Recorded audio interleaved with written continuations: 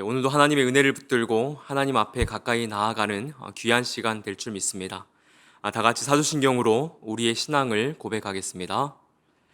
전능하사 천지를 만드신 하나님 아버지를 내가 믿사오며 그 외아들 우리 주 예수 그리스도를 믿사오니 이는 성령으로 잉태하사 동정녀 마리아에게 나시고 본디오 빌라도에게 고난을 받으사 십자가에 못 박혀 죽으시고 장사한 지 사흘 만에 죽은 자 가운데서 다시 살아나시며 하늘에 오르사 전능하신 하나님 편에 앉아 계시다가 저리로서 산자와 죽은 자를 심판하러 오시리라. 성령을 믿사오며 거룩한 공회와 성도가 서로 교통하는 것과 죄를 사하여 쉬는 것과 몸이 다시 사는 것과 영원히 사는 것을 믿사옵나이다. 아멘. 찬송가 438장 내 영혼이 은총 입어 함께 찬송드리겠습니다.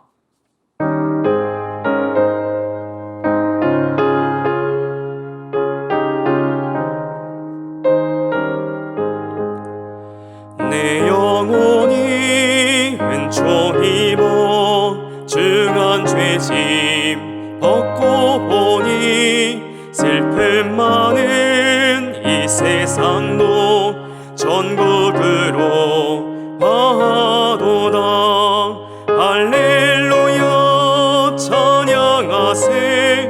내 모든 죄 사함받고 주 예수와 동행하니 그 어디나 하늘나라. 주의 얼굴 뵙기 전에 멀리 뵈던 하늘나라 내 맘속에 이루어지니 날로 날로 가깝도다. 할렐루야 찬양하세. 내 모든 죄 사함받고 주 예수와 동행하니 그 어디나 하늘나라. 높은 산이 거친 들이 조막이나 궁궐이나 내 주 예수 모신 곳이 그 어디나 하늘나라. 할렐루야 찬양하세. 내 모든 죄 사함받고 주 예수와 동행하니 그 어디나 하늘나라. 아멘. 하나님 말씀 함께 보겠습니다. 말씀은 예레미야 42장 1절부터 6절의 말씀입니다. 제가 1절부터 6절까지 읽도록 하겠습니다. 이에 모든 군대의 지휘관과 가레아의 아들 요하난과 호사야의 아들 여사야와 백성의 낮은 자로부터 높은 자까지 다 나와 선지자 예레미야에게 이르되 당신은 우리의 탄원을 듣고 이 남아있는 모든 자를 위하여 당신의 하나님 여호와께 기도해 주소서. 당신이 보른 바와 같이 우리는 많은 사람 중에서 남은 적은 무리이니 당신의 하나님 여호와께서 우리가 마땅히 갈 길과 할 일을 보이시기를 원하나이다. 선지자 예레미야가 그들에게 이르되 내가 너희 말을 들었은즉 너희 말대로 너희 하나님 여호와께 기도하고 물은 여호와께서 너희에게 응답하시는 것을 숨김이 없이 너희에게 말하리라.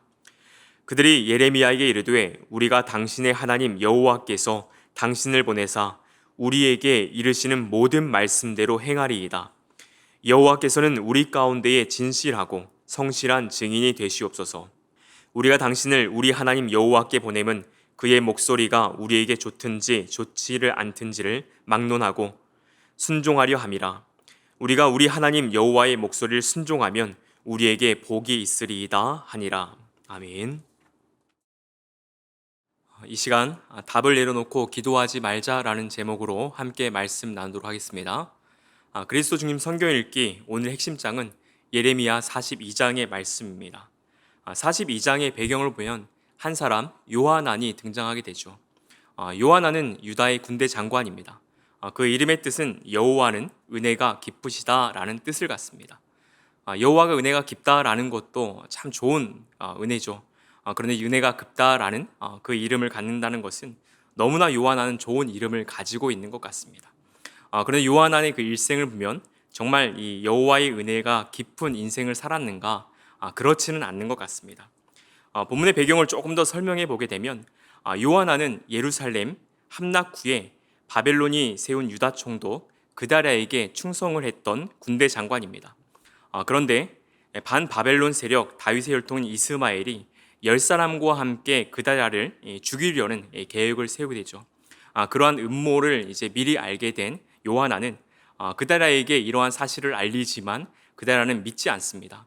그리고 결국은 그다랴는 이제 미스바에서 결국은 칼로 죽임을 당하게 된다라는 것이죠. 이때 요한하는 이러한 모든 상황들 속에서 결국은 자신이 오해를 받을 수도 있고 또 보복을 당할 수도 있기 때문에 두려움 속에서 애굽으로 도주할 계획을 세우게 됩니다. 이러한 배경을 담고 있는 것이 예레미야 41장 17절과 18절의 본문인데요. 제가 한번 읽어드리도록 하겠습니다. 애굽으로 가려고 떠나 베들레헴 근처에 있는 게롯 기팜에 머물렀으니 이는 그다냐의 아들 이스마엘이 바벨론의 왕이 그 땅을 위임한 아이감의 아들 그다랴를 죽였으므로 그들이 갈대아 사람을 두려워함이었더라 라고 말합니다. 이렇게 요한하는 애굽으로 도주할 계획을 미리 세워놓고 난 뒤에 그리고 나서 하나님의 선지자 예레미야를 찾아가서 자신이 이제 앞으로 어떻게 하면 좋을지 묻고 있는 것입니다. 그리고 그 하나님의 뜻을 알게 되면 그 뜻에 내가 순종하겠다라고 말하고 있는 것이죠. 이러한 내용을 42장 5절과 6절에 기록하고 있습니다. 제가 한번 읽어드리겠습니다. 그들이 예레미야에게 이르되 우리가 당신의 하나님 여호와께서 당신을 보내사 우리에게 이르시는 모든 말씀대로 행하리이다. 여호와께서는 우리 가운데 진실하고 성실한 증인이 되시옵소서. 우리가 당신을 우리 하나님 여호와께 보냄은 그의 목소리가 우리에게 좋든지 좋지 아니하든지를 막론하고 순종하려 함이라. 우리가 우리 하나님 여호와의 목소리를 순종하면 우리에게 복이 있으리이다 하니라. 이런 무엇이라 말합니까? 모든 말씀대로 내가 순종하겠다. 그리고 우리에게 좋든지 좋지 않든지 간에 그것을 막론하고 나서 내가 다 순종하겠다라고 말합니다. 그리고 순종하면 그것은 우리에게 복이 되겠다라고 말하고 있는 것이죠. 이런 이 말씀을 한번 표면적으로 보면 요한은 어떤 사람입니까? 순종의 사람이고 믿음이 정말 좋은 사람으로 비춰지는 것이죠. 어려운 상황에서 하나님의 뜻을 구하고 있는 요한의 모습입니다. 스스로 해결할 수 없는 문제임을 알고 하나님의 선지자였던 예레미야를 찾아가서 하나님의 뜻도 묻게 됩니다. 그리고 어떻습니까? 하나님의 뜻을 내가 알게 되면 그 뜻에 내가 절대적으로 순종하겠다. 그리고 순종이 복이다 라고까지도 말하고 있는 거죠. 정말 믿음이 좋은 모습처럼 보여지는 그러한 요한의 모습입니다. 그러나 실상 요한의 모습을 우리가 끝까지 보게 되면 요한은 결국 믿음이 좋은 사람, 순종의 사람이 아닙니다. 말만 번지르하게 하는 한 사람에 불과하다라는 것을 알 수 있죠. 요한이 말하고 있는 기도, 요한이 말하고 있는 순종의 말은 결코 지킬 수 없는 그러한 말을 하고 있는 것입니다. 실제로 예레미야와 하나님을 속이고 있는 요한의 모습을 우리는 볼 수 있습니다. 그래서 42장 뒷부분을 여러분 보게 되어지면 하나님은 예레미야에게 애굽에 내려가지 말라라고 명령을 합니다. 그러나 그 명령을 들었음에도 불구하고 요한은 결국 애굽으로 내려가게 된다라는 것이죠. 이것은 결국 자기가 결정한 답을 합리화하기 위해서 예레미야에게 묻고 있는 요한입니다. 그리고 이미 자신의 뜻을 결정하고 하나님의 동의만을 구하고 있는 그러한 태도를 가지고 있다라는 거죠. 그래서 42장 뒷부분인데요. 19절에서 21절을 보면 예레미야는 요한에게 애굽에 내려가지 말라라고 말했을 때에 요한이 어떠한 이 태도를 취하는가? 두 가지인데요. 마음을 속이는 것이다 라고 평가를 하고 여호와의 목소리를 순종하지 않는 것이다 라고 평가를 하고 있습니다. 이렇게 콕 집어서 예레미야는 말하고 있는 것이죠. 제가 20절과 21절을 한번 읽어드리고자 하는데요. 한번 읽겠습니다. 너희가 나를 너희 하나님 여호와께 보내며 이르기를 우리를 위하여 우리 하나님 여호와께 기도하고 우리 하나님 여호와께서 말씀하신 대로 우리에게 전하라. 우리가 그대로 행하리라. 너희 마음을 속였느니라. 너희 하나님 여호와께서 나를 보내사 너에게 명하신 말씀을 내가 오늘 너에게 전하였어도 너희가 너희 하나님 여호와의 목소리를 도무지 순종하지 아니하였은즉이라고 말하죠. 여기서 요한안의 모습이 무슨 모습입니까?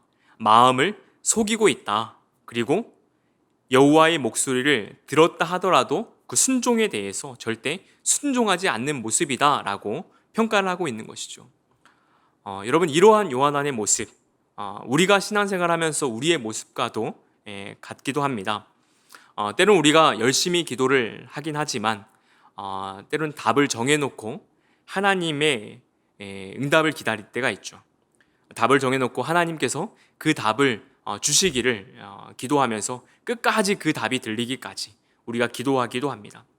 이것은 이미 자신의 뜻을 결정하고 하나님의 이 동의만을 강요하는 기도의 습관을 우리가 가질 때가 있다라는 것입니다. 말씀을 준비하면서 이솝우와 한 예화가 좀 생각이 나서 말씀드리고자 하는데요. 늑대와 양이라는 예화입니다. 양떼로부터 떨어진 한 어린 양을 만난 늑대가 그를 난폭한 손으로 다루지 않기로 하고서 그를 먹을 수 있는 권리가 늑대에게 있음을 정당화할 어떤 구실을 찾기로 했다. 그래서 그에게 소리쳤다. 양에게 말하는 것이죠. 이봐, 너 작년에 나에게 엄청나게 욕했지? 양이 대답합니다. 아니요, 저는 그때 태어나지도 않았습니다. 그리고 나서 늑대가 다시 말하죠. 너 내 밭에서 풀 뜯어 먹었지? 그리고 나서 양이 말합니다. 아니요, 저는 아직 풀맛도 보지 못했습니다. 그리고 나서 다시 늑대가 말하는 거죠. 너 내 우물에서 물 마셨지? 양이 다시 말합니다. 아니요, 전 아직 결코 물을 마시지 않았어요. 왜냐하면 엄마 젖이 저에겐 음식이고 음료수예요. 그랬을 때 늑대가 이렇게 말합니다. 그래? 난 저녁을 굶을 수 없어. 네가 아무리 말해도 내 논리를 반박할 수 없을 거야. 이렇게 말하면서 양을 잡아먹었다라고 합니다. 여기서 얻는 교훈은 무엇을 말하냐면 폭군은 언제나 자신의 폭정에 대한 구실을 찾는다라고 말하고 있습니다. 여러분, 우리가 이제 평상시에 쓰는 용어 중에 답정너라는 말이 있습니다. 아마 들어보셨던 성도님도 있을 것 같은데요. 답은 정해져 있고 너는 답만 하면 돼라는 줄임말입니다. 심리학에서는 이 말을 확증편향이다라고 말하고 있습니다. 자신의 머리에 이미 답을 정해두고 상대방에게 어떤 질문을 하는 거죠. 이런 사람과 대화를 나눈다는 것은 참 쉽지 않습니다. 이런 사람은 다른 사람의 말을 잘 듣지 않죠. 듣기는 듣지만 때로는 내가 듣고 싶은 이야기만 듣기도 합니다. 그런데 우리가 신앙생활 할 때 또한 기도할 때에 하나님께 이러한 태도를 취하고 기도할 때가 있다라는 것입니다. 이미 내가 답을 정해놓고 하나님께서 그 답을 해주기를 바라면서 기도한다라는 거죠. 어린아이와 같은 신앙이라면 우리가 그렇게 하는 것도 하나님께서 어여삐 봐주시겠지만 우리의 신앙생활에서 결코 우리가 먼저 답을 정할 이유는 없습니다. 그 뜻은 하나님께 있다라는 것이죠. 요한처럼 답을 정해놓고 하나님의 동의를 구하면서 자기를 합리화하는 것은 우리가 피해야 할 신앙의 자세입니다. 나의 기도의 수준에 하나님의 이 수준을 이렇게 끌어당기는 그러한 태도인 거죠. 이런 기도를 할 때면 나의 말을 계속적으로 하나님께 관철시키면서 나아가는 기도입니다. 이때는 하나님의 뜻을 절대 알 수 없고 때론 하나님께서 정말 우리에게 응답을 주신다 하더라도 그것이 하나님의 뜻인지 응답인지 우리가 분별하기도 어려운 그러한 자세다라는 생각이 듭니다. 개인적인 건데요. 제가 철원에서 군생활 할 때 이런 경험이 있습니다. 산골짜기에서 이렇게 있을 때 잠시 시간이 나서 라디오를 듣고 싶어서 라디오를 켜고 주파수를 이렇게 맞춰본 경험이 있습니다. 근데 아무리 돌려도 잘 음악 소리가 들리지 않더라고요. 워낙 이렇게 깊은 산골이다 보니까 라디오의 주파수 맞죠? 이 맞추기가 참 쉽지 않았습니다. 계속 돌리다 보니까 한 음악 소리가 살짝 들리는 것 같아가지고 조금씩 돌리면서 그 음악 주파수를 맞추어서 들었었습니다. 근데 그것도 정확하게 들리진 않고 약간의 잡음과 함께 음악을 이렇게 듣고 시간을 보내고 있는데 그러면서 문득 이런 생각이 들었습니다. 하나님은 계속 말씀하고 계셨구나. 내가 하나님의 음성의 주파수를 잘 맞추지 못했구나라는 생각이 들었습니다. 그러면서 내가 말하는 기도보다 정말 듣는 기도에 더 집중하는 삶을 살아야 되겠다. 그래서 그때부터 이렇게 기도를 많이 했습니다. 하나님은 어떻게 생각하세요? 하나님의 뜻은 무엇입니까? 이렇게 묻는 기도를 그때부터 자주 했던 것 같습니다. 이런 말씀을 마무리하도록 하겠습니다. 무디 성경 연구소 소장인 어떤 분이 이런 말을 했는데요. 윌리엄 컬리버슨이라는 말이 이분이 이런 말을 합니다. 계속 기도하라. 계속 기도하라. 그리고 하나님의 응답이 당신의 기도보다 더 지혜로움에 감사하라. 계속 기도하라는 것이죠. 근데 하나님의 응답이 내가 하는 기도보다도 더 지혜롭다라는 것에 대해서 감사해야 된다라는 말을 하고 있습니다. 사랑하는 성도 여러분, 우리의 기도와 결정이 하나님의 응답보다는 앞서지 않았으면 좋겠습니다. 그리고 때로는 더디게 오는 기도의 응답에도 나의 주파수에 하나님의 뜻을 맞추는 태도가 아니라 하나님의 주파수에 나를 맞추었으면 좋겠습니다. 오늘 하루 우리가 여러 가지의 기도의 제목들이 있을 텐데요. 그 모든 기도의 제목들을 한번 여러분이 세밀하게 한번 점검해보고 그 기도의 제목들을 하나님 앞에 한번 다 내려놓고, 그러니까 나의 생각을 다 내려놓는 가운데 하나님의 생각으로 다시 한번 나를 채우고 하나님의 뜻에 순종하기를 결단할 수 있는 그러한 성도님들이 되길 주님의 이름으로 축원하고 축복합니다. 이 시간 함께 기도하도록 하겠습니다. 거룩하신 하나님 아버지, 하나님 은혜에 감사합니다. 하나님, 우리의 삶 가운데 우리가 여러 가지의 기도의 제목을 품고 나아가지만 하나님, 그 모든 기도의 제목들의 정답을 정해놓고 기도할 때가 있는 것 같습니다. 하나님, 그러한 기도의 제목들이 있거든 하나님께서 그 기도의 제목들을 내려놓게 하여 주시고 다시 처음부터 하나님의 뜻을 구하는 기도의 삶을 허락하여 주시옵소서. 오늘도 하나님의 은혜와 긍휼을 구합니다. 하나님, 내 힘과 노력으로 살아갈 수 없는 이 하루이기에 하나님의 지혜의 말씀으로 인도하여 주시고 기도할 때 하나님의 세밀한 음성으로 응답하여 주시옵소서. 하나님의 뜻을 구하는 기도를 하기 원합니다. 그리고 하나님의 응답하는 그 모든 그 응답에 순종할 수 있는 성도가 되게 하여 주시옵소서. 감사드리며 예수님의 이름으로 기도드립니다. 아멘. 이 시간 두 가지 기도의 제목을 가지고 함께 기도하고자 하는데요. 첫 번째로는 이미 나의 뜻을 결정하고 하나님의 동의만 강요하는 기도를 하고 있지 않은지 한번 자신을 돌아보기 원합니다. 그리고 두 번째로 기도할 때는 기도가 습관이 되게 하시고 사소한 일도 하나님의 말씀에 순종하는 삶을 살게 하여 주시옵소서. 이 두 가지의 기도 제목과 또 개인적으로 가지고 나온 기도의 제목 가지고 함께 기도하도록 하겠습니다. 기도하시겠습니다.